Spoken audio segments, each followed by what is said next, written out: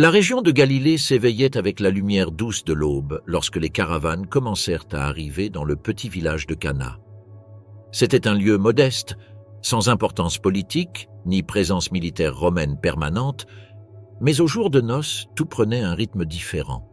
Les villages galiléens célébraient ces événements comme un acte communautaire. Non seulement deux familles s'unissaient, mais on renforçait le réseau social qui permettait de survivre dans un territoire agricole marqué par des impôts élevés, des tensions sociales et une religiosité profondément enracinée. Le banquet, préparé à l'avance et maintenu pendant des jours entiers, exigeait une logistique impliquant toute la communauté. Jésus arriva accompagné de ses premiers disciples et de sa mère. L'évangile de Jean, le seul à relater l'épisode, situe ici le premier signe public de son ministère.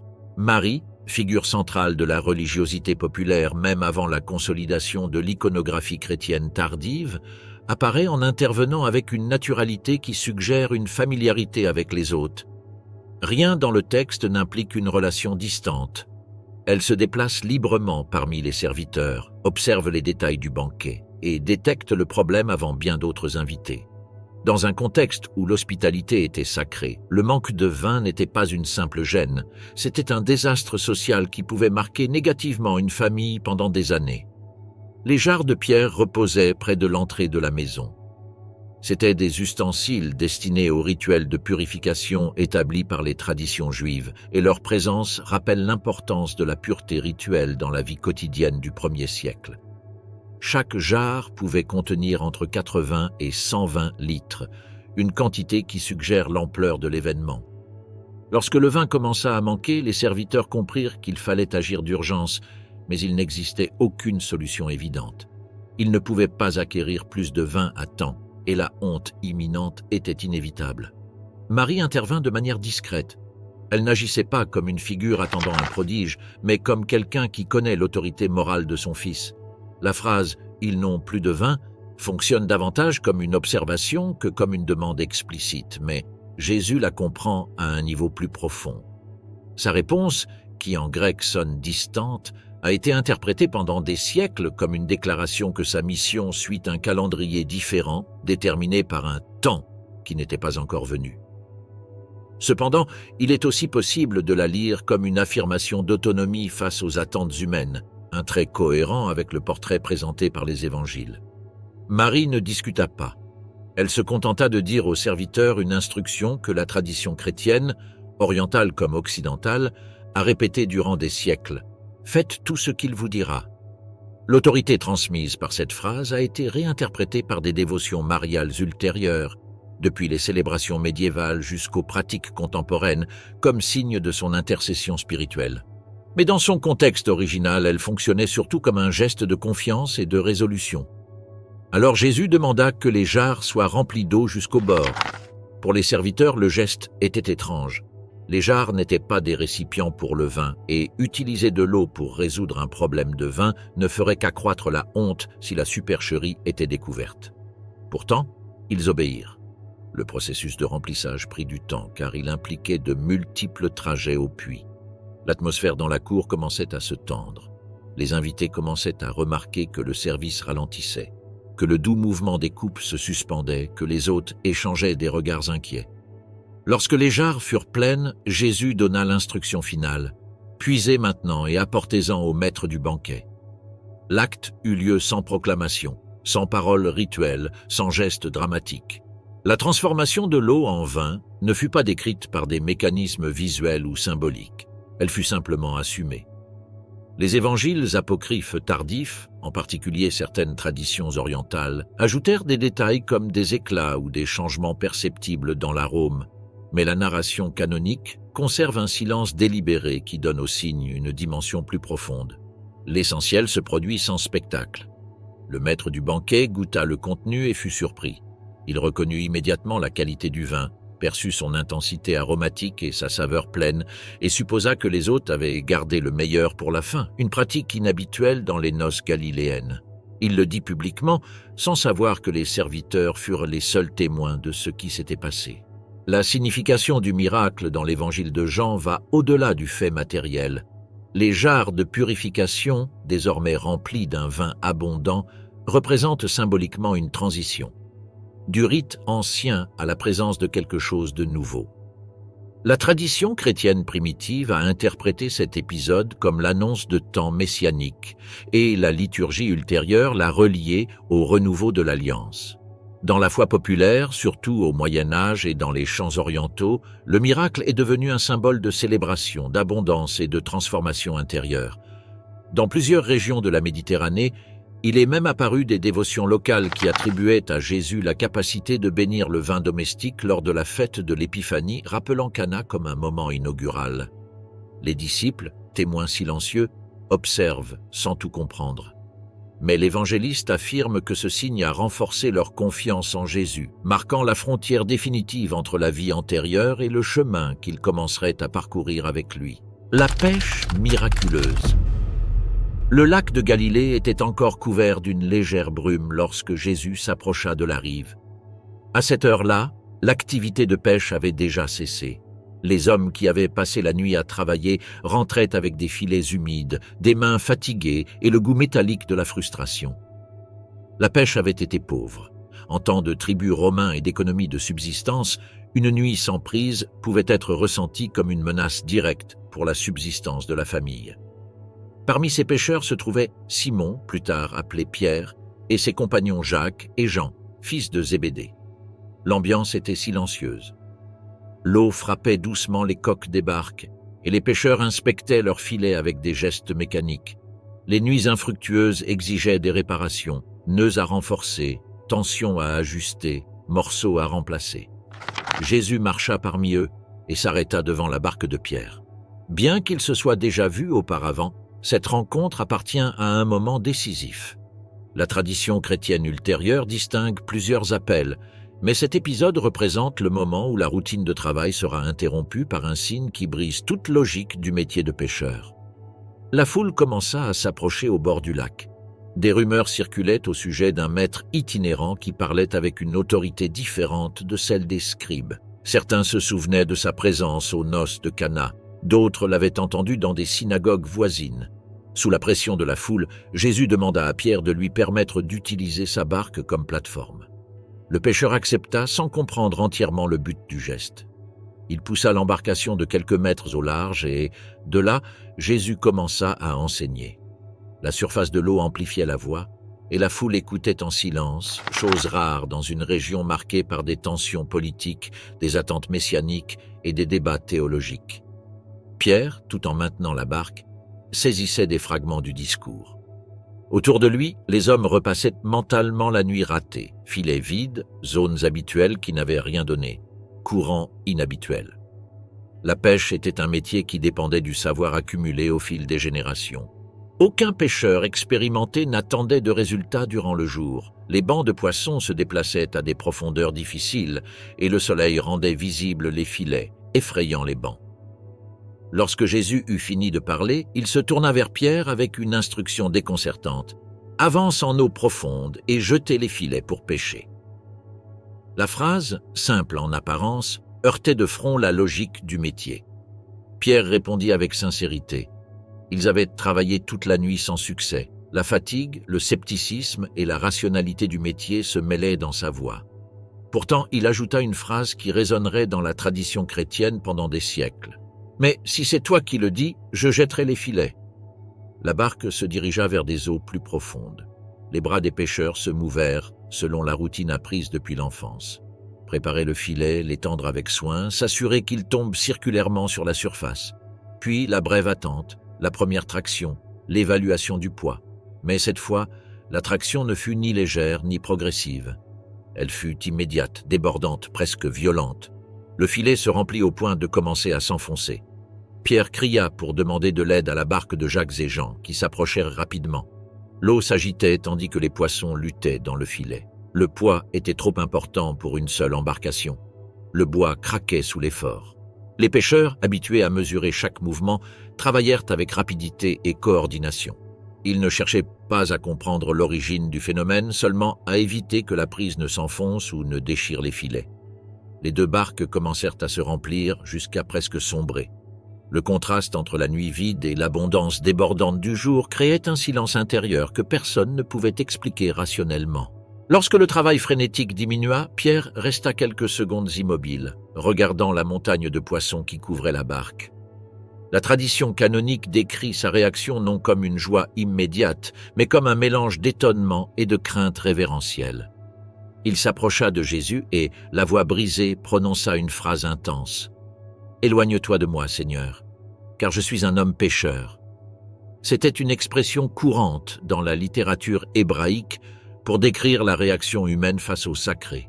Il ne s'agissait pas de culpabilité morale, mais de la stupeur devant une présence révélant un ordre différent du quotidien. Jésus ne répondit ni par des reproches, ni par des explications techniques.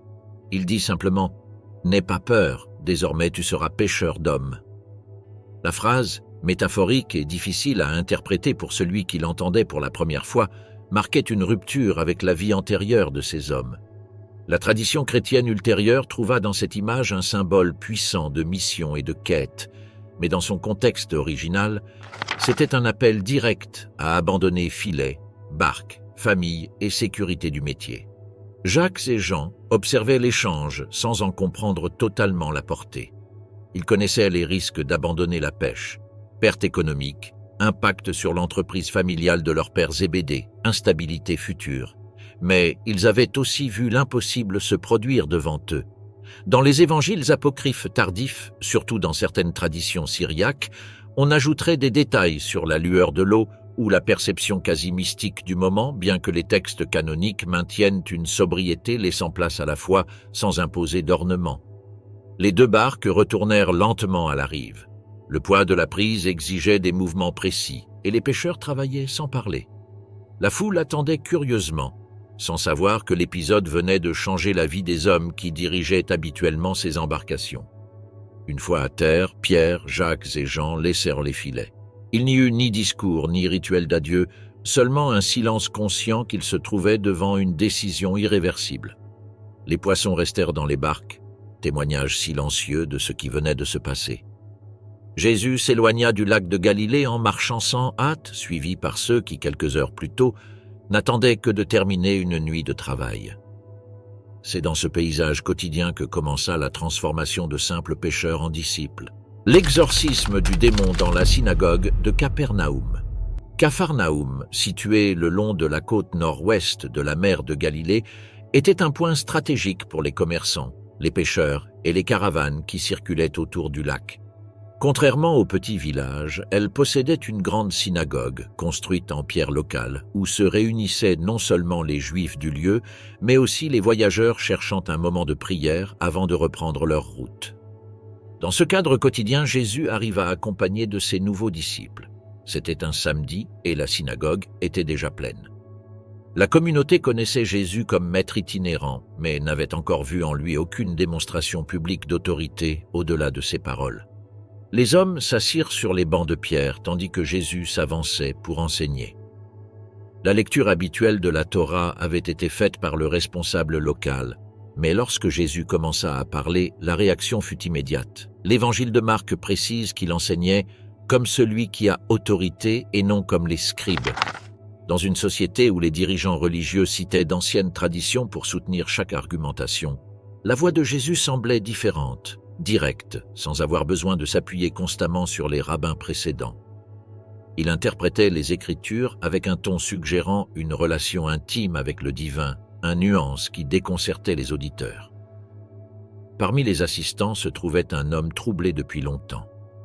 Les récits évangéliques le décrivent comme quelqu'un avec un esprit impur, une expression pouvant englober depuis un profond trouble psychologique jusqu'à ce que la mentalité du 1er siècle considérait comme possession spirituelle. Dans un monde où la frontière entre maladie et influence démoniaque n'était pas clairement définie, les cas de comportement perturbé étaient interprétés selon la vision religieuse de l'époque. Il est certain que, pendant l'enseignement de Jésus, cet homme commença à s'agiter, d'abord avec de légers mouvements, puis avec une tension visible sur le visage et les mains. La synagogue retint son souffle lorsque l'homme se leva brusquement.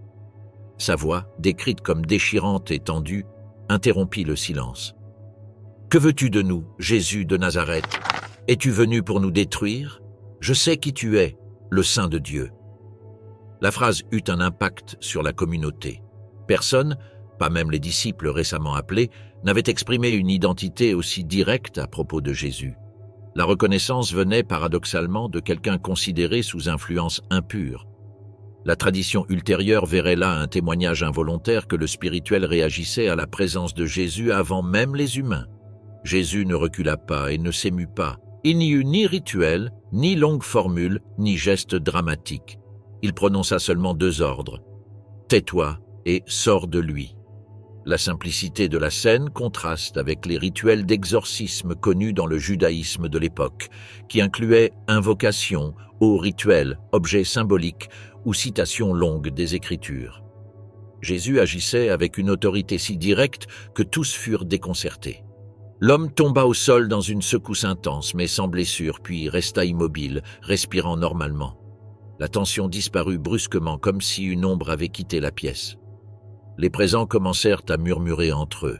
La surprise ne résidait pas seulement dans l'expulsion de l'esprit, mais dans la manière dont cela s'était produit. La tradition rabbinique considérait la capacité d'expulser les esprits comme une manifestation exceptionnelle, généralement associée à des personnes spirituellement douées ou profondément pieuses. Mais ici, Jésus ne fit appel à aucune instance supérieure. Il parla en son nom propre. Cette différence marquerait le début d'une série d'épisodes qui renforcerait, pour la communauté de Galilée, la perception que Jésus possédait une autorité distincte, difficile à classer. L'homme libéré fut aidé à se relever par quelques voisins. Son regard, auparavant inquiet, semblait maintenant clair, comme s'il avait retrouvé conscience après une longue période de confusion. Les traditions tardives, surtout d'origine syrienne, ajoutèrent des détails sur la vie de cet homme après l'événement, le décrivant comme un témoin silencieux qui suivait Jésus à distance, sans s'intégrer pleinement parmi les disciples. Bien que ces détails n'apparaissent pas dans les évangiles canoniques, ils reflètent l'impact que l'épisode eut sur la mémoire collective. La nouvelle se propagea rapidement. Dans une région où les villages étaient reliés par de courts chemins, un événement ainsi pouvait se diffuser en quelques heures. Les commerçants témoins le transmettèrent sur leur route, et les pêcheurs le rapportaient sur les rives du lac. Il ne tarda pas à parvenir à Bethsédé, Chorazin et d'autres villages voisins. Pour les habitants de Capharnaüm, le miracle marqua un avant et un après dans la perception de Jésus. Il n'était plus seulement un maître, mais quelqu'un capable d'exercer une autorité sur ce que la mentalité de l'époque considérait comme domaine spirituel. Les disciples de Jésus furent également profondément impressionnés. Pierre, qui avait expérimenté la pêche miraculeuse, observa en silence la scène de la synagogue. Pour lui, l'autorité de Jésus sur le monde naturel était déjà évidente. Maintenant, il découvrait que cette autorité s'étendait aussi au domaine spirituel. Jacques et Jean, habitués à la rudesse de la mer mais non aux convulsions de l'invisible, échangèrent des regards inquiets. Aucun ne pouvait prévoir comment ces épisodes transformeraient leur conception du monde. Jésus sortit de la synagogue accompagné de la foule. Certains voulaient en savoir plus, d'autres cherchaient à le toucher, d'autres seulement à l'observer avec prudence. Le soleil de midi commençait à s'élever lorsque les disciples le conduisirent dans une maison proche, celle de Simon-Pierre. Il était d'usage qu'après la synagogue, les familles se réunissent pour partager le repas du samedi. Ce que Jésus allait y trouver donnerait lieu à une autre manifestation de son autorité, cette fois non sur un esprit, mais sur la maladie. La guérison de la belle-mère de Pedro. La maison de Pierre à Capharnaüm se dressait près du rivage du lac, construite avec des murs de basalte sombre et une cour intérieure où la vie familiale se déroulait naturellement. Dans les habitations galiléennes du 1er siècle, plusieurs générations vivaient sous le même toit, ce qui rendait commune la présence de beaux-parents, beaux-frères et autres proches. Lorsque Jésus sortit de la synagogue accompagné de Pierre, Jacques et Jean, l'atmosphère encore chargée par l'exorcisme récent les suivait comme un murmure invisible parmi la foule. Cependant, en arrivant à la maison, un ton différent les accueillit, inquiétude, silence et pas précipité. La belle-mère de Pierre se trouvait dans une pièce latérale. Elle avait une forte fièvre, un symptôme qui à l'époque pouvait être aussi dangereux qu'un diagnostic grave. La médecine de l'époque manquait de traitements efficaces pour les maladies infectieuses et une fièvre persistante pouvait entraîner délire, faiblesse extrême ou mort. Les proches de Pierre avaient fait ce qu'ils pouvaient avec des herbes et des compresses humides, mais la chaleur sur le visage de la femme ne diminuait pas. En voyant Jésus entrer, ils lui parlèrent immédiatement de son état, non pas comme une demande formelle de miracle, mais comme quelqu'un qui partage une préoccupation domestique avec une personne de confiance. Jésus s'approcha de la chambre sans prononcer de discours ni d'invocation. La scène est décrite avec une précision simple dans les évangiles. Il se pencha et la toucha. Ce geste minimal et direct contraste avec les pratiques curatives de la région, où les guérisseurs utilisaient souvent des formules spécifiques, des objets symboliques ou des rituels plus élaborés. Jésus ne fit rien de tout cela. Son autorité, visible dans la synagogue lors de l'expulsion du démon, s'exprimait ici dans l'intimité d'un foyer, sans spectateurs nombreux ni dramatisation.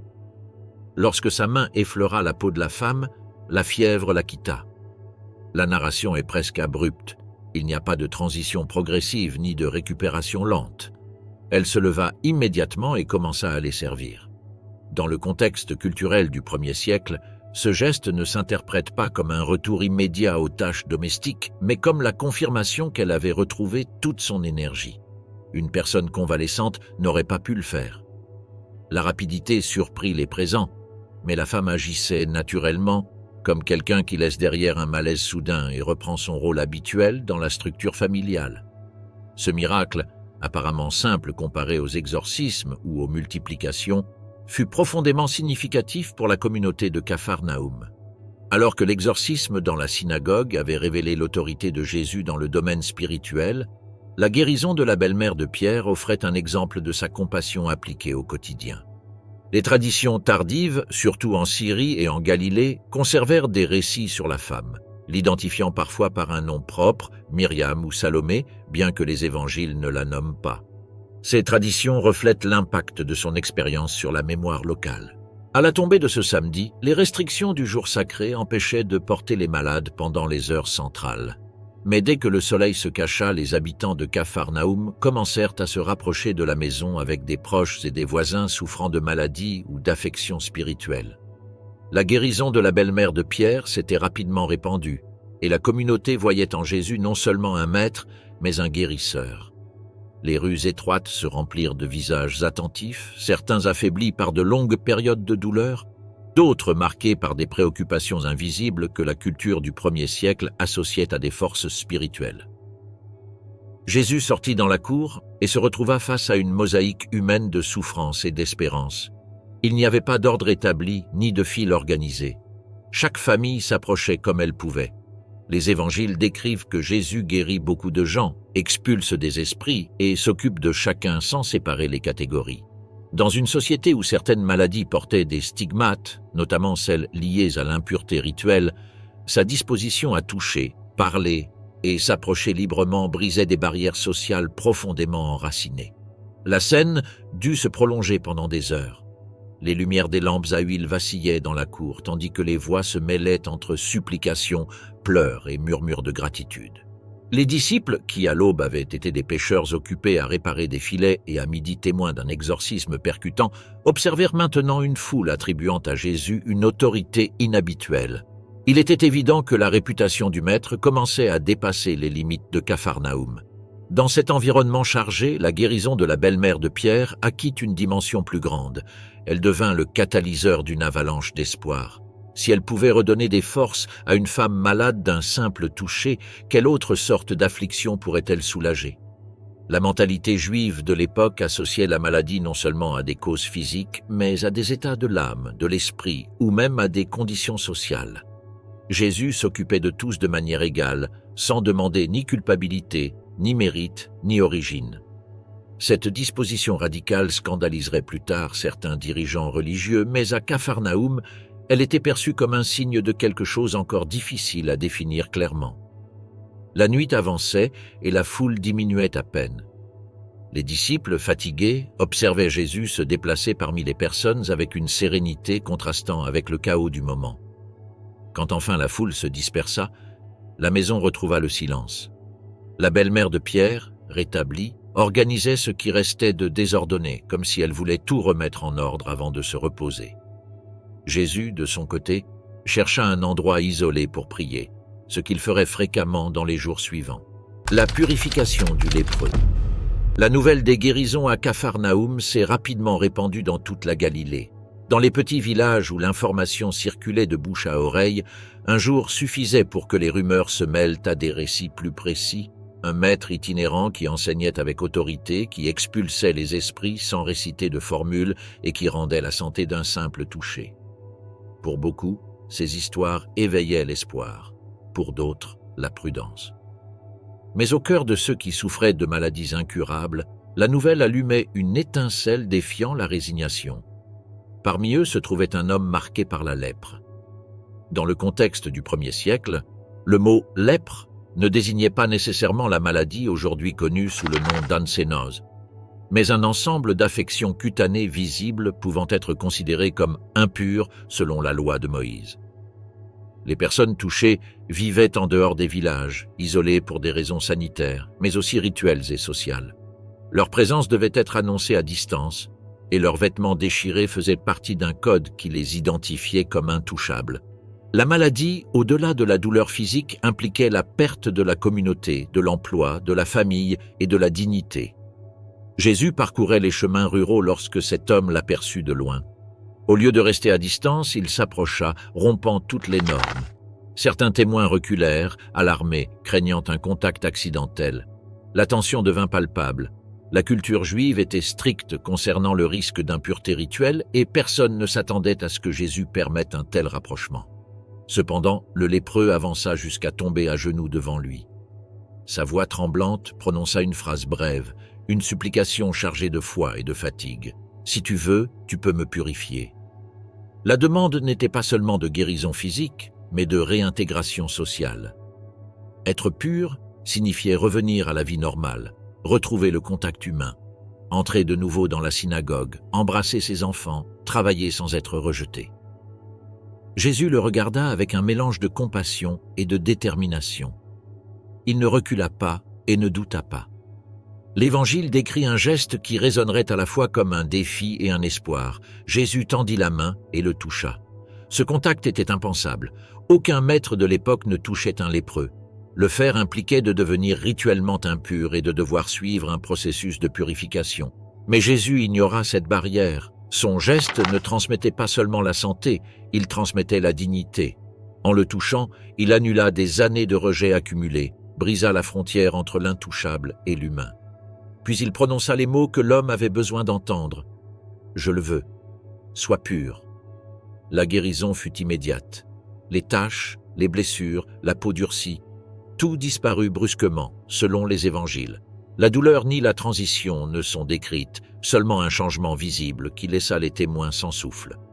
L'homme se leva, les yeux débordants, regardant ses mains comme si elles étaient neuves. Dans certains récits apocryphes tardifs, surtout de tradition orientale, des détails étaient ajoutés, comme des larmes tombant sur sa peau restaurée ou la réaction incrédule des témoins. Bien que ces ornements n'apparaissent pas dans les textes canoniques, ils montrent combien l'épisode a profondément marqué la mémoire collective. Jésus, cependant, ne cherchait pas le spectacle. Il demanda à l'homme de ne pas diffuser la nouvelle de manière sensationnaliste, une indication qui apparaît à plusieurs reprises dans les évangiles, et que la tradition a appelé le secret messianique. À la place, il lui ordonna de suivre ce que la loi indiquait, se présenter devant le prêtre et offrir le sacrifice prescrit par Moïse comme témoignage officiel de sa restauration. Ainsi, la santé ne resterait pas seulement un récit personnel, mais un cas validé par l'autorité religieuse, lui permettant de réintégrer pleinement la vie communautaire. Mais l'homme, ému et submergé de joie, ne put garder le silence. Sa voix devint un écho qui résonna dans les villages voisins, sur les chemins et dans les marchés. Il disait qu'il avait été touché par celui que personne ne voulait toucher, que sa peau avait été restaurée en un instant et que Jésus possédait une autorité qui surpassait tout ce qui était connu.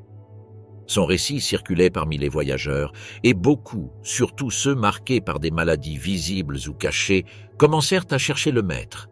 Cette notoriété soudaine eut des conséquences immédiates. Jésus ne pouvait plus entrer dans les villages sans que des foules désordonnées se forment. Dans des régions où la vie était fragile et les maladies quotidiennes, l'espoir d'une guérison miraculeuse attirait des centaines de personnes. Jésus se retirait alors dans des lieux solitaires pour prier et se reposer, mais même là, les gens le cherchaient. Les disciples, de plus en plus conscients de l'ampleur du mouvement qui grandissait autour de lui, commencèrent à voir que sa mission allait au-delà de la Galilée.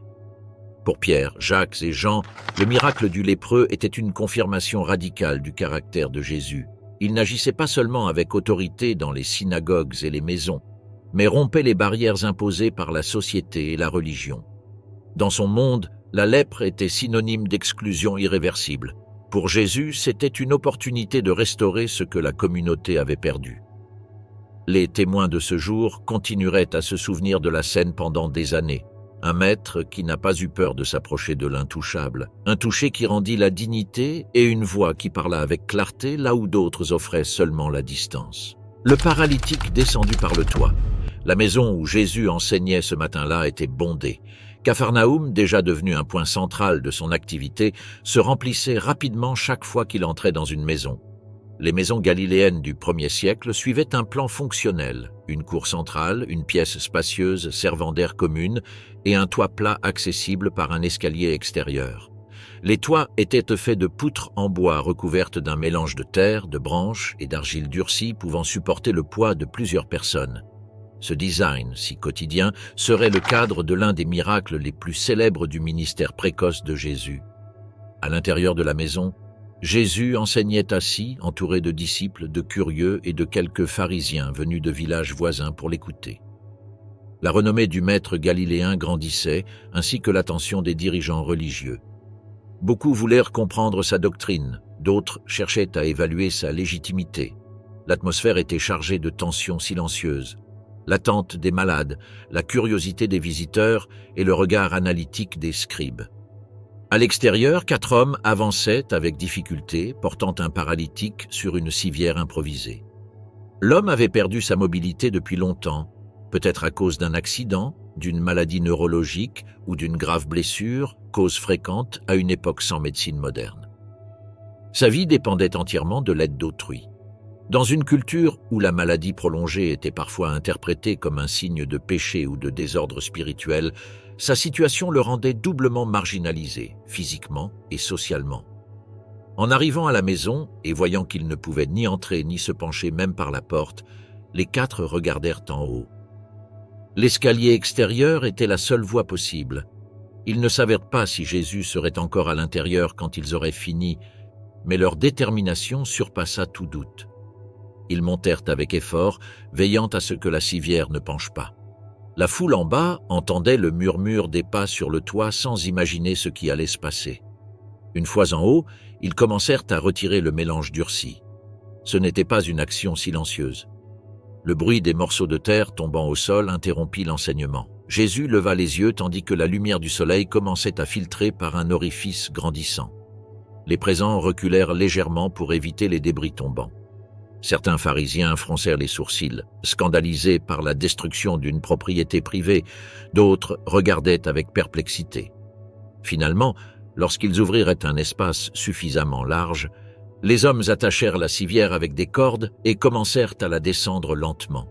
Le paralytique descendait suspendu, incapable de contrôler son corps, mais les yeux fixés sur Jésus. La scène avait quelque chose de théâtral involontaire, une foule silencieuse, un homme suspendu dans les airs et un maître observant avec une sérénité absolue.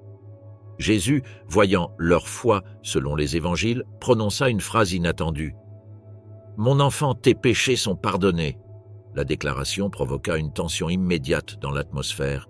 Pour le paralytique, les mots représentaient une restauration intérieure, la libération du poids spirituel que la société associait à la maladie, mais pour les scribes présents, cette phrase constituait une offense directe contre les prérogatives divines.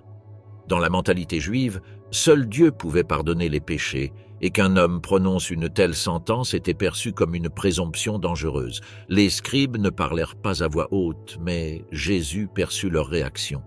Il connaissait les pensées surgissant dans ce silence inquiet. Il se tourna vers eux et formula une question incisive. Qu'est-ce qui est plus facile, dire « tes péchés sont pardonnés » ou dire « lève-toi et marche » C'était une confrontation directe avec la logique religieuse du moment. Jésus affirmait que son autorité englobait à la fois le spirituel et le physique et que les 2 dimensions étaient inséparables. Alors, devant tous les regards, il s'adressa au paralytique. « Je te le dis, lève-toi, prends ta civière et va chez toi. » Ce qui se produisit dans les secondes suivantes marqua la foule de manière indélébile. L'homme commença à bouger ses doigts, puis ses bras, puis ses jambes qui étaient restés immobiles pendant des années. Il se redressa lentement comme pour tester un corps qu'il sentait étranger, puis se leva complètement. Le silence fut rompu par un murmure croissant. Il prit sa civière, celle qui symbolisait sa dépendance, et la porta sur ses épaules. Les gens reculèrent pour lui laisser le passage tandis qu'il traversait la maison.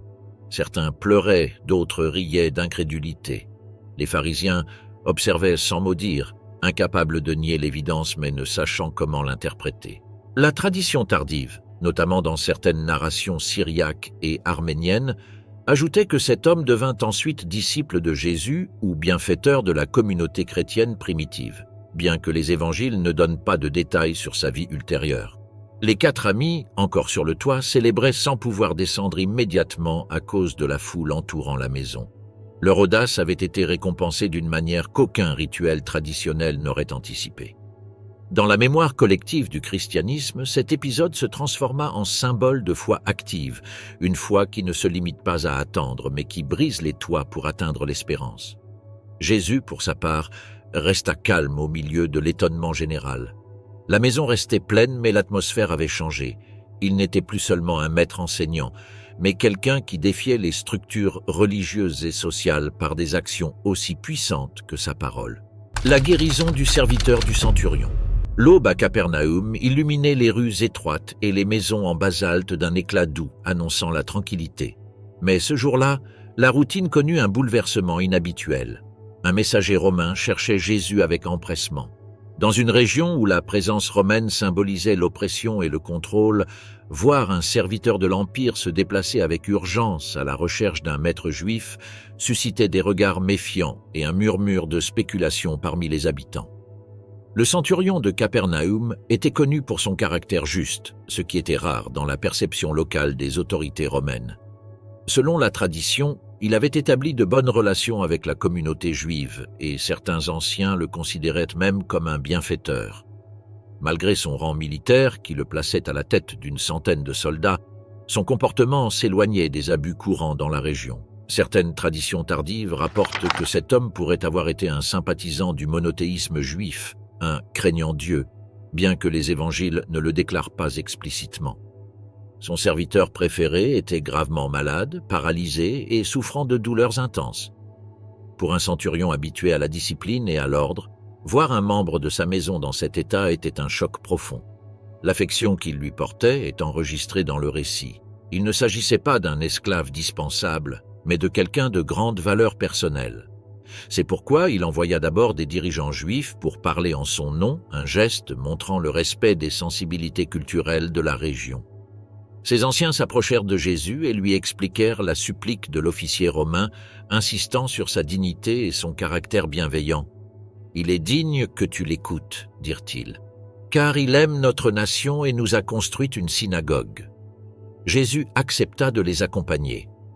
La marche depuis la maison où il se trouvait jusqu'à la résidence du centurion suivait un chemin bordé de maisons et de petits commerces, tandis que les gens observaient l'étrange cortège. Des anciens juifs, des disciples du maître galiléen et un messager romain attendant des instructions.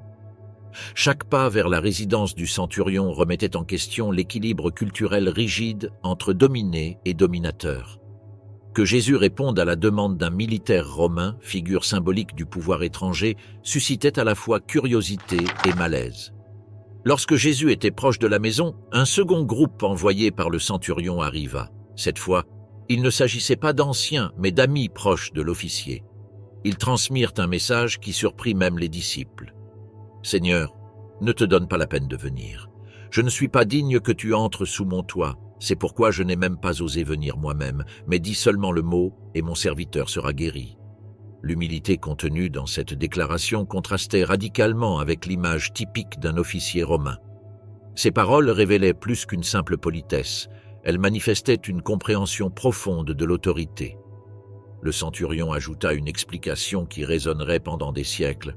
« Moi aussi, je suis un homme sous autorité et j'ai des soldats sous mes ordres. Je dis à l'un, va et il va, et à un autre, viens et il vient.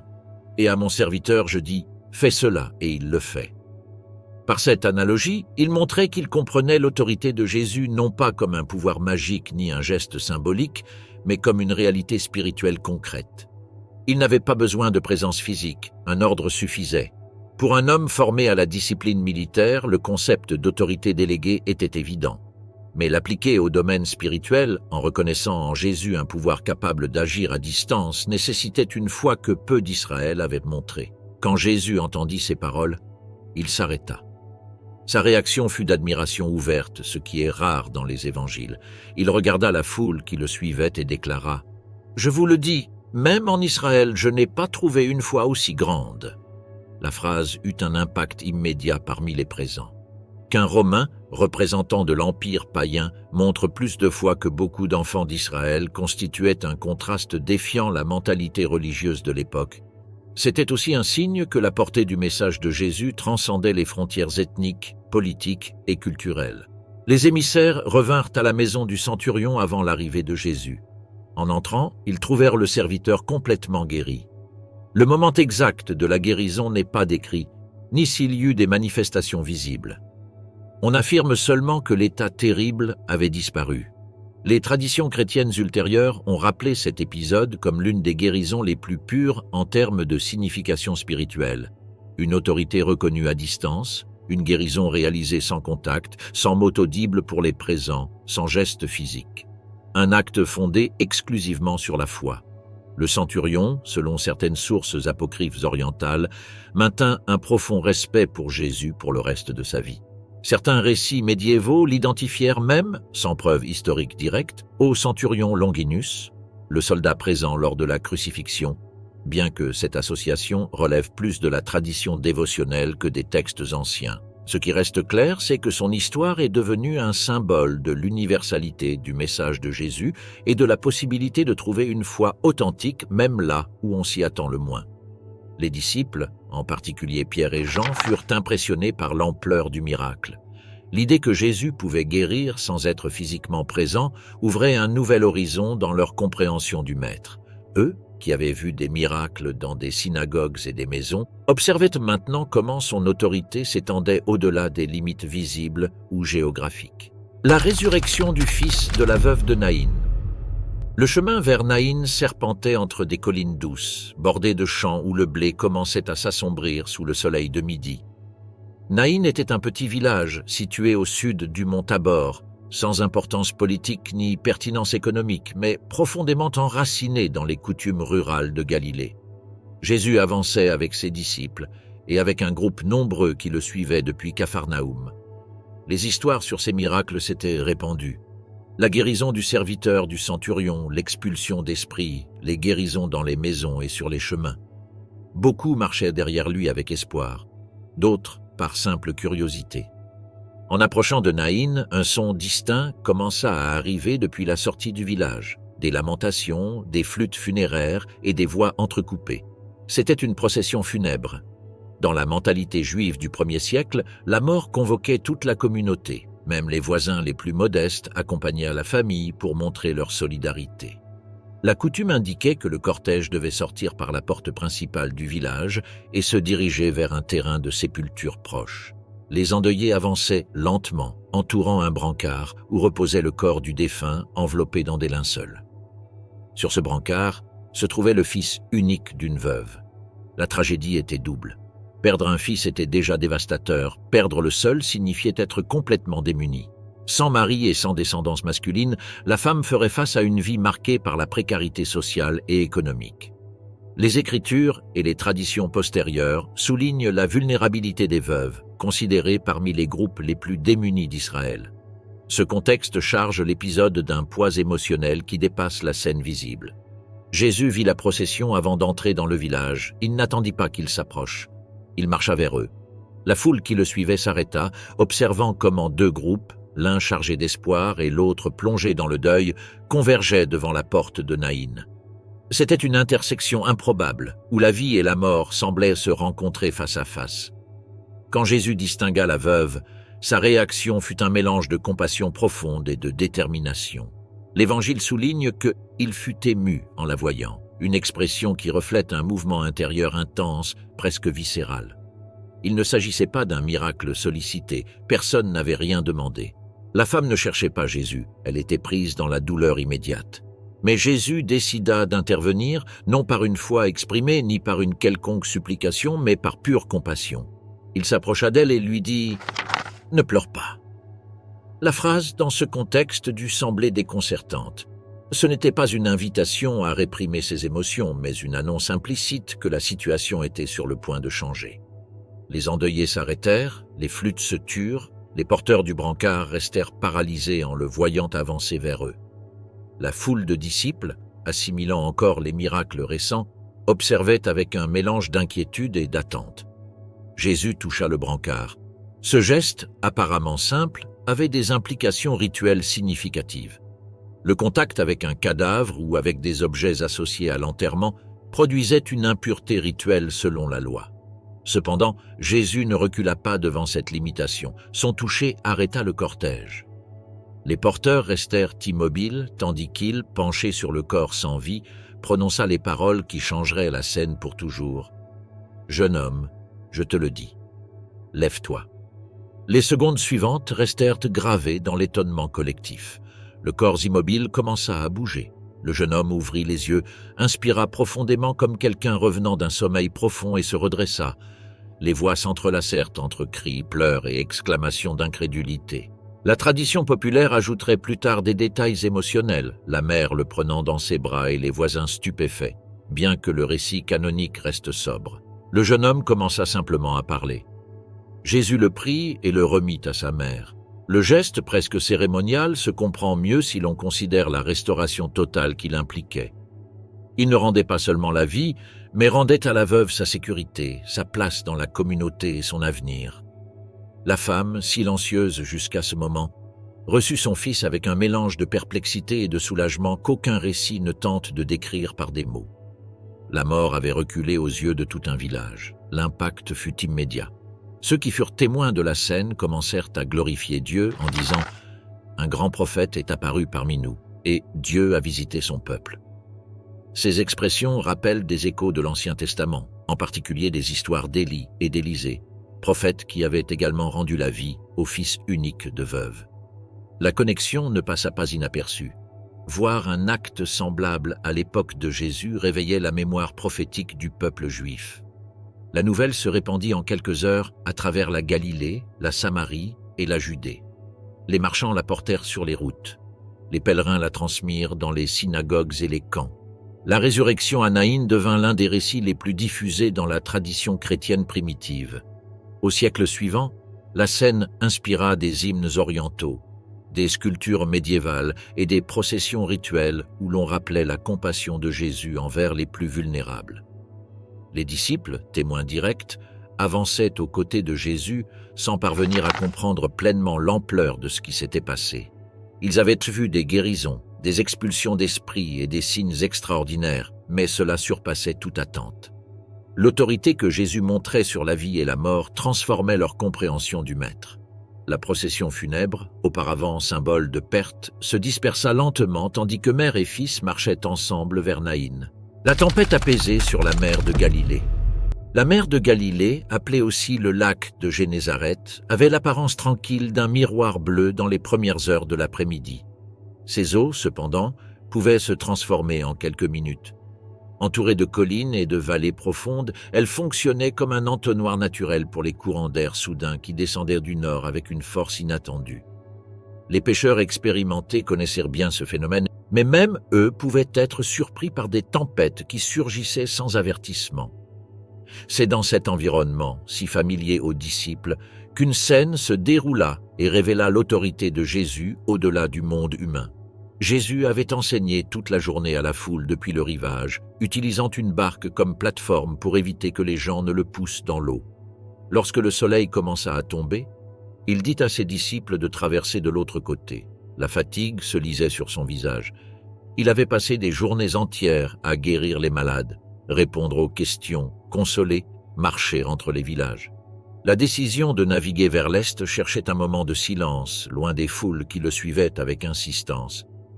Les disciples montèrent dans la barque avec la naturelle d'un métier appris dès l'enfance. Parmi eux se trouvaient Pierre, Jacques et Jean, des pêcheurs aguerris par d'innombrables nuits de travail. Jésus s'installa à l'arrière, appuyé sur un petit coussin de cuir. Alors que l'embarcation glissait sur l'eau calme, les disciples parlaient à voix basse, analysant les événements récents, la résurrection du jeune homme à Naïn, la guérison du serviteur du centurion, les malades qui avaient touché le bord de son manteau. Chaque épisode élargissait leur compréhension du Maître, bien qu'aucun ne puisse anticiper ce qui allait se passer. La nuit avançait lorsque le vent commença à changer. Au début, ce fut une brise forte, mais en quelques minutes, elle se transforma en un tourbillon descendant des collines avec violence. Les vagues frappaient les flancs de la barque, s'élevant plus que d'habitude pour un lac. Les pêcheurs reconnurent immédiatement le danger. La mer de Galilée, bien que petite, était connue pour des tempêtes capables de couler les embarcations en quelques minutes. Les vagues commencèrent à entrer dans la barque, trempant le bois et alourdissant les mouvements des hommes qui tentaient de garder l'équilibre. Les disciples travaillèrent rapidement, sécurisant les rames, ajustant les cordes, tentant d'orienter la barque pour affronter le vent. Mais la tempête grandissait à chaque rafale. Le ciel, auparavant clair, s'assombrit comme si la nuit était tombée prématurément. Des éclairs lointains illuminaient brièvement l'horizon, révélant le chaos de l'eau qui se levait en murs irréguliers. Le craquement du bois se mêlait aux cris qui se perdaient dans le vent. La barque était sur le point de chavirer. Au milieu de ce désordre, Jésus dormait toujours. Ce n'était pas un sommeil léger interrompu par le bruit. Il reposait profondément, épuisé par des jours d'activité incessante. Pour les disciples, l'image était déconcertante. Ils faisaient face à une tempête qui menaçait leur vie, et Jésus, leur maître, restait indifférent au désespoir qui les entourait. Enfin, lorsque les vagues commencèrent à remplir l'embarcation à un rythme alarmant, l'un d'eux s'approcha de Jésus et le réveilla. « Maître, nous sombrons !» s'exclamèrent plusieurs à la fois, mêlant peur et reproche. La phrase reflétait une angoisse totale. Si même les pêcheurs les plus habiles craignaient pour leur vie, la situation devait être réellement critique. Jésus ouvrit lentement les yeux. Il se redressa sans hâte, comme si la tempête ne l'affectait pas. Les disciples l'observaient en silence, trempés et frissonnant de froid et de peur. Alors Jésus se leva et regarda vers la mer. Il ne cria pas, ne leva pas les bras de manière théâtrale, n'invoqua pas de formule solennelle. Il parla simplement « Tais-toi, silence !» Sa voix s'éleva au-dessus du vent, ferme et claire. Ce qui se produisit ensuite resta gravé dans la mémoire de tous. La violence du vent diminua immédiatement, comme si une main invisible avait brusquement fermé les portes par lesquelles la tempête entrait. Les vagues, qui quelques secondes auparavant se dressaient de manière menaçante, s'aplanirent en un instant. L'eau retrouva une calme absolue, sans trace du chaos précédent. La tempête ne s'éteignit pas lentement, elle s'éteignit comme une flamme étouffée. Le silence qui suivit fut si abrupt que certains disciples n'entendaient à peine leur propre respiration, comme si leurs oreilles attendaient encore le fracas du vent. Jésus les regarda et leur dit « Pourquoi avez-vous peur? N'avez-vous donc pas encore la foi ?» Ce n'était pas un reproche sévère, mais une invitation à comprendre qui était avec eux dans la barque. Les disciples, disant peu, échangèrent des regards remplis d'étonnement. Ils avaient vu Jésus guérir les malades, chasser les esprits et redonner la vie, mais voir la nature elle-même obéir à sa voix ouvrait une dimension complètement nouvelle de son autorité. « La mer et le vent lui obéissent », murmuraient-ils entre eux. Dans la tradition juive, seul Dieu avait le pouvoir sur les éléments. Les psaumes décrivent le Seigneur calmant les eaux du chaos et ordonnant aux mers.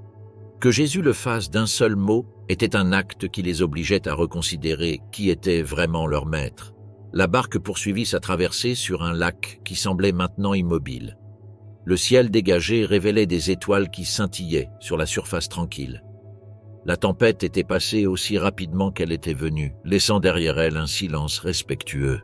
La délivrance du démoniaque gadaréen, Légion. La barque touche à terre dans la région des Gérasséniens ou des Gadaréniens, selon différentes traditions manuscrites, une zone située de l'autre côté de la mer de Galilée, marquée par des collines abruptes descendant jusqu'à l'eau. C'était un territoire majoritairement païen, avec une influence gréco-romaine visible dans son architecture et dans des pratiques culturelles étrangères au judaïsme, comme l'élevage de porcs. Pour les disciples, traverser cette région impliquait déjà de sortir de leur zone de familiarité religieuse et culturelle. Ils étaient encore en train de traiter la tempête que Jésus avait apaisée d'un seul mot lorsqu'un nouvel événement les plongea dans un plus grand désarroi. À peine débarqué, un homme sortit des tombes creusées dans le versant. C'était une figure inquiétante. Il vivait dans le cimetière, un lieu considéré impur tant par les Juifs que par les païens. Son apparence reflétait un abandon extrême, cheveux emmêlés, corps couvert de blessures et de cicatrices, peau marquée par le soleil et la terre. Les chaînes brisées qui pendaient encore à ses poignets et chevilles témoignaient de tentatives infructueuses pour le contrôler. Les habitants de la zone avaient essayé de l'immobiliser à plusieurs reprises, mais sa force exceptionnelle l'avait conduit à briser ses chaînes et à fuir en criant dans la nuit. L'homme descendit en courant vers Jésus. Les disciples reculèrent instinctivement. Ce n'était pas seulement son apparence qui les inquiétait, mais l'intensité avec laquelle il s'approchait. Lorsqu'il arriva jusqu'à Jésus, il tomba à genoux et, d'une voix qui semblait provenir de multiples tons superposés, cria « Que veux-tu de moi, Jésus, Fils du Dieu Très-Haut? Je t'implore de ne pas me tourmenter. » La scène était si brusque que même les disciples les plus proches restèrent paralysés. L'autorité de Jésus avait déjà provoqué des réactions, mais aucune n'était aussi viscérale ni immédiate. Jésus ordonna à l'esprit de sortir de l'homme. La voix qui parlait à travers lui s'agita avec désespoir, comme si elle craignait de perdre le contrôle qu'elle avait exercé pendant des années. Jésus demanda « Quel est ton nom ?» La réponse terrifia tout le monde. « Légion, car nous sommes nombreux. » Dans la mentalité romaine, une légion pouvait réunir entre 4 et 6 000 soldats. Le mot évoquait la force organisée, l'invasion, le contrôle. Ce n'était pas seulement un esprit impur, c'était une multitude à l'intérieur d'un homme dévasté par le tourment. Non loin, un troupeau de porcs paissait, supervisé par des ouvriers qui ne s'attendaient à rien d'inhabituel ce jour-là. Les esprits implorèrent Jésus de ne pas les envoyer dans l'abîme, une image associée à la destruction totale dans la cosmologie juive, et demandèrent plutôt à être envoyés au port. Jésus accepta. Ce qui se passa ensuite secoua toute la région. Le troupeau, sous l'influence des esprits, se précipita en masse vers la vallée et tomba d'une falaise dans la mer. Les animaux se noyèrent dans les eaux, agités par le désespoir du troupeau. Le fracas fut tel que les gardiens, terrifiés, s'enfuirent vers la ville pour raconter ce qui s'était passé. Pendant ce temps, l'homme qui avait été sous le contrôle de la Légion resta silencieux. Il respirait calmement pour la première fois depuis des années. Son visage, autrefois tordu par la souffrance, montrait une sérénité presque enfantine. Les disciples le virent s'asseoir aux côtés de Jésus, complètement restauré. La tradition populaire ultérieure le représenterait vêtu, bien que les évangiles indiquent simplement qu'il était dans son bon sens. La transformation était si radicale que ceux qui arrivaient de la ville ne pouvaient croire que l'homme qui parlait avec tant de sérénité était le même qui errait auparavant parmi les tombes. Lorsque la foule locale arriva sur les lieux, elle trouva Jésus, l'homme libéré, et le vide inquiétant, laissé par le troupeau détruit. La peur s'empara d'eux. Ce n'était pas seulement la perte économique, puisque le troupeau représentait une ressource considérable, mais la présence d'un pouvoir qu'ils ne comprenaient pas. Le calme de l'homme restauré contrastait avec le désarroi de la communauté.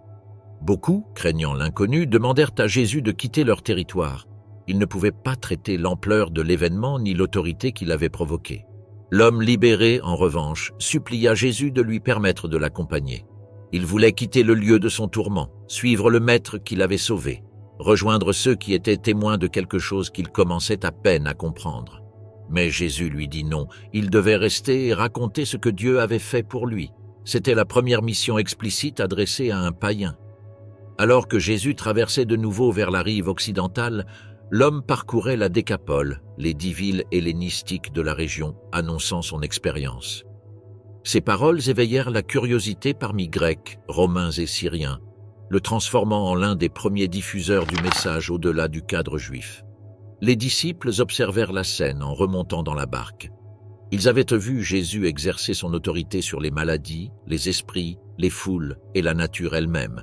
Mais cette libération en territoire païen élargissait encore plus la portée de sa mission. L'image de l'homme restauré près des tombes resterait gravée dans leur mémoire comme un signe qu'il n'y a pas d'obscurité trop profonde pour la lumière que Jésus apporte. La femme hémorragique est la fille de Jaïr. Le retour de Jésus sur la rive occidentale de la mer de Galilée a été accueilli avec une attente croissante. La foule l'attendait déjà, certains reconnaissant la barque de loin. Ils avaient entendu parler de ce qui s'était passé à Capharnaüm, à Naïn, dans la région des Géraséniens. Chaque nouvelle rumeur ajoutait du poids à sa présence, et les gens se pressaient autour de lui dès qu'il touchait terre. L'air était chargé de tension, de demandes non exprimées et de regards cherchant un instant d'espoir. C'est dans cette ambiance bondée que deux histoires, apparemment opposées, se sont croisées pour révéler une même vérité. La vie pouvait être restaurée même lorsqu'elle semblait perdue. Parmi ceux qui s'approchèrent se trouvait Jaïr, un chef de la synagogue locale. Sa position sociale faisait de lui un leader respecté, chargé d'organiser la lecture de la Torah et le fonctionnement quotidien du lieu. C'était un homme connu pour sa dévotion et sa stabilité. Cependant, ce jour-là, il se fraya un chemin à travers la foule, avec un désespoir visible sur le visage. Lorsqu'il arriva jusqu'à Jésus, il tomba à ses pieds. La scène surprit beaucoup de monde, un dirigeant religieux se prosternant devant un maître itinérant. Sa voix brisée expliqua l'urgence. Sa fille de 12 ans était au bord de la mort. Jésus accepta de l'accompagner sans hésiter. La foule, voyant le maître se diriger vers la maison d'un leader important, accrut encore la pression. On le poussait de tous côtés, une masse de corps avançant avec difficulté dans des rues étroites. Les disciples tentaient de se frayer un chemin, mais les gens ne cédaient pas. Au milieu de cette foule se trouvait une femme souffrant depuis 12 ans d'un flux de sang. Sa maladie était épuisante, douloureuse et socialement dévastatrice. Selon la loi, son état la rendait impure, incapable de participer pleinement à la vie communautaire. Elle avait dépensé tout ce qu'elle possédait chez les médecins, sans amélioration. En fait, son état s'était aggravé. La femme ne pouvait pas s'approcher publiquement de Jésus. Sa condition l'obligeait à rester dans l'ombre, à éviter le contact physique avec les autres pour ne pas transmettre d'impuretés rituelles. Mais dans cette foule, poussée par son dernier espoir, elle pensa qu'il suffirait de toucher le bord de son manteau. Elle n'avait pas besoin d'être vue ni entendue. Elle avait juste besoin d'un instant de proximité. Elle avança entre les corps qui ne savaient pas qui effleurait leurs vêtements. Sa main tremblante s'étendit et effleura doucement le bord du manteau de Jésus. À cet instant, elle sentit que l'hémorragie s'arrêtait. Son corps le sut avant que son esprit ne puisse le comprendre. Quelque chose avait changé. La force que la maladie lui avait arrachée pendant des années revenait comme de l'eau fraîche dans ses veines. Elle s'arrêta, mais la foule continuait de pousser. Jésus s'arrêta aussi. Il se tourna et demanda « Qui m'a touché ?» Les disciples ne comprirent pas. Pierre, entouré de gens qui poussaient de tous côtés, répondit « Maître, tous te pressent et te bousculent, et tu demandes qui t'a touché ?» Mais Jésus insista « Quelqu'un m'a touché, j'ai senti que de moi sortait de la puissance. » Ce n'était pas une accusation, mais une invitation. La femme tremblait. Elle savait qu'en se révélant, elle risquait d'être rejetée à cause de son impureté. Pourtant, elle fit un pas en avant. Elle s'agenouilla devant lui et confessa toute la vérité, sa maladie, son désespoir, son intention, le miracle survenu. La foule resta silencieuse. Au lieu de la réprimander, Jésus la regarda avec tendresse et lui dit « Fille, ta foi t'a sauvée. Va en paix. » Dans cette phrase, il l'appela « fille », un mot qui restaurait en un instant la dignité sociale et spirituelle qu'elle avait perdue pendant 12 ans. Pour la femme, cette rencontre signifiait plus que la guérison. C'était le retour complet de sa place dans le monde. Mais pendant que Jésus parlait, un messager se fraya un chemin depuis la maison de Jaïr. Son visage annonçait la tragédie avant même de prononcer un mot. « Ta fille est morte », dit-il avec regret. « Ne dérange plus le maître. » Les mots tombèrent comme un coup brutal. Jaïr sentit le monde s'effondrer autour de lui. Le voyage vers sa maison semblait inutile. Le murmure de la foule se répandit. La mort, dans son esprit, était une limite définitive. Jésus, cependant, se tourna vers lui et dit avec sérénité « N'aie pas peur, crois seulement, et elle sera sauvée. » Ils continuèrent à marcher. À leur arrivée, ils trouvèrent des pleurs, des flûtes et des lamentations professionnelles, comme c'était la coutume aux funérailles juives. Jésus demanda que tout le monde sorte, sauf Pierre, Jacques, Jean et les parents de la fillette. Les voix qui pleuraient auparavant commencèrent à rire en l'entendant dire « La fille n'est pas morte, elle dort seulement. » Pour eux, c'était une affirmation incompréhensible. La mort était évidente. Dans la chambre, la fillette était immobile. Jésus s'approcha. Il prit sa main, un geste qui impliquait aussi une impureté rituelle, mais qu'il n'évita pas, et prononça des mots en araméen, « Talitha koum », ce qui signifie « Fille, lève-toi ». Le silence de la maison demeura suspendu pendant un instant qui sembla éternel. Puis la fille ouvrit les yeux, elle respira profondément et se leva. Les parents restèrent figés d'étonnement. La fillette, déclarée morte, marchait maintenant dans la pièce comme si elle se réveillait d'un rêve. Jésus leur demanda de lui donner à manger, un geste pratique qui confirmait sa restauration complète, et leur indiqua de ne pas divulguer le miracle. Cela faisait partie du mystère entourant ses œuvres, éviter que la renommée n'éclipse le message. La multiplication des pains et des poissons. La nouvelle des miracles récents s'était répandue comme un feu dans l'herbe sèche à travers toute la région. Jésus ne pouvait plus se déplacer sans que des foules grandissantes le suivent. Certaines familles marchaient pendant des heures pour l'écouter enseigner, d'autres amenaient des malades espérant une opportunité, et beaucoup le suivaient par pure fascination devant l'inexplicable. Lorsque Jésus traversa en barque vers une zone isolée près de Bethsaïda, c'était pour offrir du repos à ses disciples, épuisés par des jours d'activité intense. Cependant, à leur arrivée, ils découvrirent que la foule les avait suivis en longeant le lac à pied. Des milliers de personnes se rassemblèrent en ce lieu isolé. Il n'y avait ni marché ni maison à proximité, seulement des collines douces descendant vers le rivage. La foule était composée de paysans, pêcheurs, femmes avec de jeunes enfants, artisans, vieillards. C'était un mélange hétérogène d'espoir et de fatigue. Bien qu'il cherchât le repos, Jésus, en les voyant, eut compassion d'eux, selon les évangiles. Ils semblaient des brebis sans berger, ayant besoin de guide, de nourriture spirituelle et de réconfort. Alors il commença à leur enseigner pendant des heures, tandis que les disciples essayaient d'organiser l'espace pour que tous puissent écouter. La journée passa rapidement. Les ombres commencèrent à s'allonger et le soleil descendit dans des tons rougeâtres. Les disciples se rendirent compte du problème avant la foule. Ils étaient dans un endroit isolé, sans nourriture suffisante pour tant de personnes. Ils s'approchèrent de Jésus et lui suggérèrent de renvoyer les gens afin qu'ils aillent acheter de la nourriture dans les villages voisins. C'était une recommandation raisonnable et compatissante. Mais Jésus les surprit avec une instruction directe. « Donnez-leur vous-même à manger ». Les disciples furent déconcertés. Philippe, faisant un calcul rapide, commenta que même 200 deniers ne suffiraient pas à nourrir tout le monde. André, plus observateur, signala qu'un enfant avait offert 5 pains d'orge et 2 petits poissons, mais ajouta immédiatement « Que sont-ce pour tant de monde ?» La scène avait un ton presque absurde. Ces pains étaient humbles, d'usage courant parmi les paysans. Les poissons étaient probablement conservés dans le sel, nourriture pratique mais modeste. Ce n'étaient pas des ressources appropriées pour une foule dépassant plusieurs milliers de personnes, sans compter les femmes et les enfants. Jésus demanda à tous de s'asseoir par groupe sur l'herbe.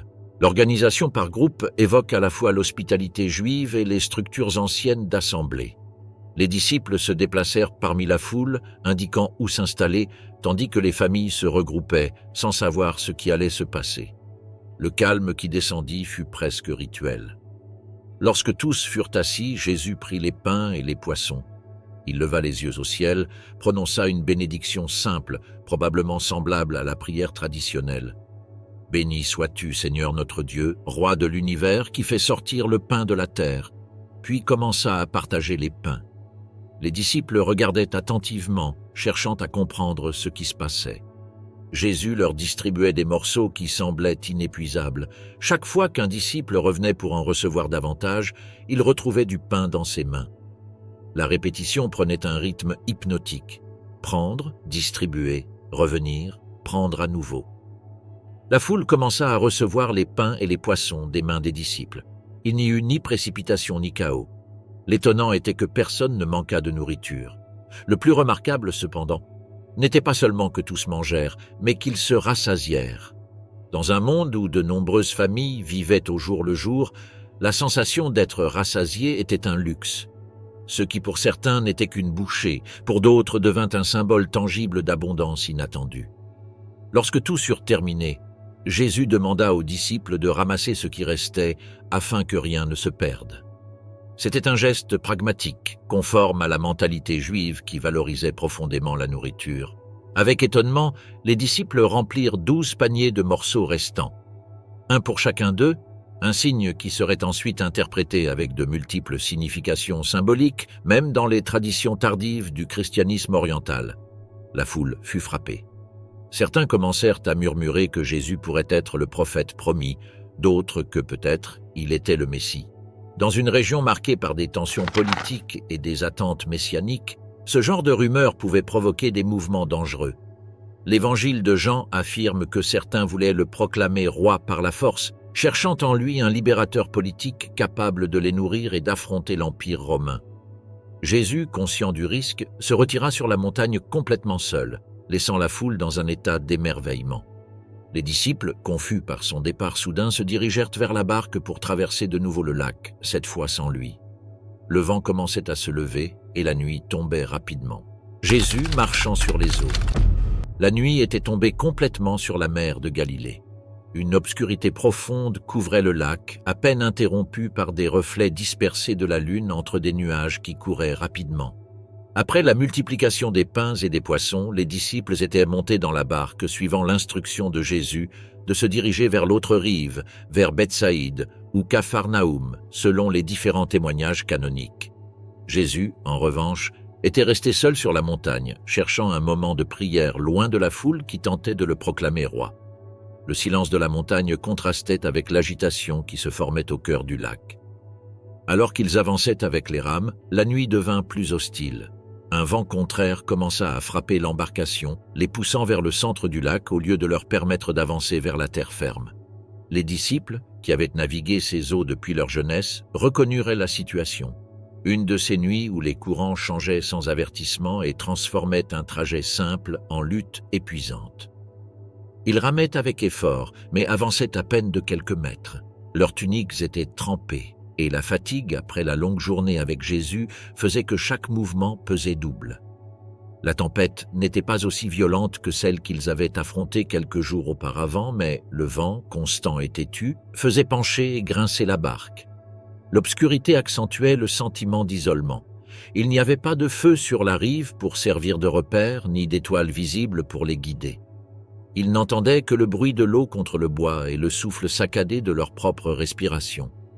C'est alors, dans la 4e veille de la nuit, entre 3 et 6 heures du matin, que quelque chose apparut à la surface de l'eau. Au début, ce n'était qu'une silhouette parmi les ombres, un contour imprécis que le balancement des vagues rendait instable. Les disciples la virent de loin et la panique se répandit parmi eux. Dans un monde où l'obscurité et la mer évoquaient des forces inconnues et des récits anciens sur des esprits errants, la figure avançant sur l'eau éveilla une terreur immédiate. « C'est un fantôme !» crièrent certains, reculant dans la barque comme si l'eau était un refuge impossible. La combinaison de la fatigue, du vent et de l'obscurité les prédisposait à la peur. Les traditions juives contenaient des récits sur des apparitions nocturnes en mer, présages de malheur ou de mort. Cela semblait correspondre à ces histoires, jusqu'à ce qu'une voix claire s'élève au-dessus du fracas du vent. « Courage, c'est moi, n'ayez pas peur. » Les disciples se regardèrent entre eux, essayant d'ordonner leurs pensées. La figure continuait d'avancer, mais désormais son identité était indubitable. C'était Jésus marchant sur la mer.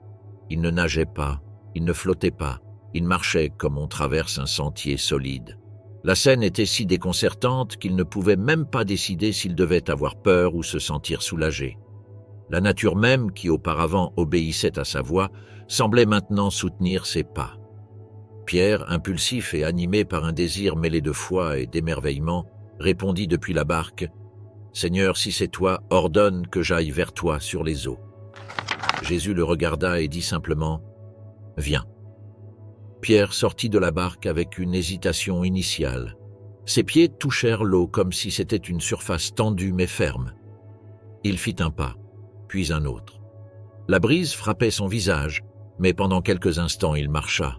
Les autres disciples l'observaient stupéfaits, incapables de comprendre comment l'eau pouvait supporter le poids d'un homme. L'organisation par groupe évoque à la fois l'hospitalité juive et les structures anciennes d'assemblée. Les disciples se déplacèrent parmi la foule, indiquant où s'installer, tandis que les familles se regroupaient, sans savoir ce qui allait se passer. Le calme qui descendit fut presque rituel. Lorsque tous furent assis, Jésus prit les pains et les poissons. Il leva les yeux au ciel, prononça une bénédiction simple, probablement semblable à la prière traditionnelle. « Béni sois-tu, Seigneur notre Dieu, roi de l'univers, qui fait sortir le pain de la terre. » Puis commença à partager les pains. Les disciples regardaient attentivement, cherchant à comprendre ce qui se passait. Jésus leur distribuait des morceaux qui semblaient inépuisables. Chaque fois qu'un disciple revenait pour en recevoir davantage, il retrouvait du pain dans ses mains. La répétition prenait un rythme hypnotique. Prendre, distribuer, revenir, prendre à nouveau. La foule commença à recevoir les pains et les poissons des mains des disciples. Il n'y eut ni précipitation ni chaos. L'étonnant était que personne ne manqua de nourriture. Le plus remarquable, cependant, n'était pas seulement que tous mangèrent, mais qu'ils se rassasièrent. Dans un monde où de nombreuses familles vivaient au jour le jour, la sensation d'être rassasié était un luxe. Ce qui pour certains n'était qu'une bouchée, pour d'autres devint un symbole tangible d'abondance inattendue. Lorsque tous eurent terminé, Jésus demanda aux disciples de ramasser ce qui restait afin que rien ne se perde.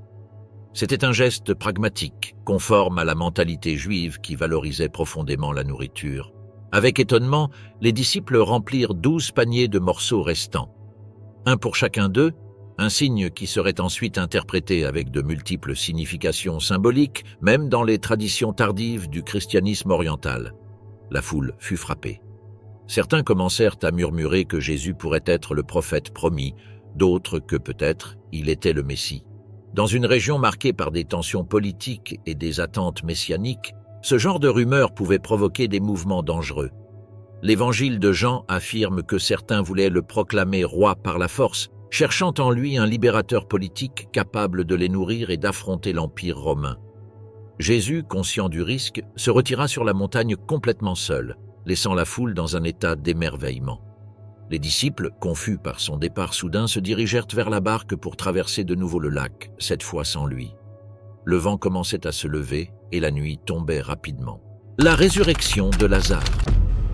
Béthanie était un petit village situé à environ 3 kilomètres de Jérusalem, sur le versant oriental du mont des Oliviers. Là vivaient Lazare, Marthe et Marie, une famille proche de Jésus, dont l'hospitalité et l'amitié avaient accompagné plusieurs moments de son ministère. Le foyer des 3 frères était devenu un refuge pour lui lorsqu'il passait près de Jérusalem, un lieu où il trouvait repos, conversation et affection sincère. C'est pourquoi, lorsque la nouvelle arriva que Lazare était gravement malade, les disciples s'attendaient à ce que Jésus réagisse avec la même urgence qu'il avait montrée à d'autres occasions. Cependant, la réaction de Jésus surprit tout le monde. Il ne se hâta pas de partir pour Béthanie. Il dit simplement « Cette maladie n'est pas pour la mort, mais pour la gloire de Dieu. » Les disciples ne comprirent pas pleinement ces paroles. Ils savaient que la situation était grave, mais Jésus resta 2 jours de plus là où il était. Ce retard leur parut énigmatique et déconcertant pour ceux qui voyaient en lui un guérisseur capable de guérir à distance, comme il l'avait fait avec le serviteur du centurion. Mais Jésus avait un dessein qui dépassait l'attente immédiate d'éviter la mort de son ami. Après ces 2 jours, Jésus annonça « Notre ami Lazare dort, mais je vais le réveiller. » Les disciples interprétèrent ces paroles littéralement, pensant que le sommeil pouvait être un signe de rétablissement. Alors Jésus parla clairement. « Lazare est mort. » Et il ajouta qu'il se réjouissait de ne pas avoir été là, pour qu'il croie. Cette affirmation, difficile à comprendre à ce moment-là, dessinait un plan plus profond dans lequel la mort serait affrontée directement. Le chemin vers Béthanie fut chargé de tensions. La proximité de Jérusalem représentait un danger car l'opposition à Jésus grandissait. Thomas, avec un mélange de courage et de résignation, exprima ce que beaucoup pensaient, mais ne disaient pas. Allons-y aussi, pour mourir avec lui. L'atmosphère était sombre lorsqu'ils approchèrent enfin du village. Avant que Jésus n'entre, Marthe sortit à sa rencontre. Son visage montrait la fatigue de jours de deuil. « Seigneur, si tu avais été ici, mon frère ne serait pas mort. » dit-elle avec une sincérité qui ne cachait ni sa foi ni sa douleur. Cependant, elle ajouta quelque chose. « Mais maintenant encore, je sais que tout ce que tu demanderas à Dieu, Dieu te le donnera. » Jésus lui répondit, « Ton frère ressuscitera. » Marthe acquiesça, pensant à la résurrection future, celle que le judaïsme attendait à la fin des temps. Mais Jésus parla de nouveau, et ses paroles résonnèrent comme une déclaration définitive de son identité. « Je suis la résurrection et la vie. Celui qui croit en moi, même s'il meurt, vivra. » Marthe, profondément émue, confessa sa foi en lui comme le Messie. Puis elle courut appeler Marie, qui restait dans la maison entourée de personnes en deuil. Marie sortit précipitamment et, en voyant Jésus, tomba à ses pieds en répétant la même phrase que sa sœur.